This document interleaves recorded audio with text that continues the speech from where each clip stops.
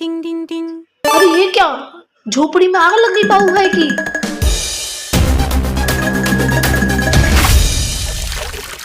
अरे पागल, रुकता क्यों नहीं है, रुकता क्यों नहीं है पागल, ये क्या किया तूने? समझ में नहीं आता तेरे को? दिख नहीं रहा था क्या मैं चिकन बना रहा था?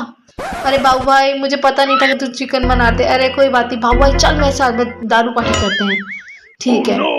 अबे ये चुड़ैल कहाँ से आ गई? कहाँ जा रहे हो तुम लोग? भाभी लो अचार खाओ, मेरे घर का गांव का अचार है, बहुत टेस्टी है। हाँ अच्छा तो लग रहा है, चल बीच में से निकल लेते हैं।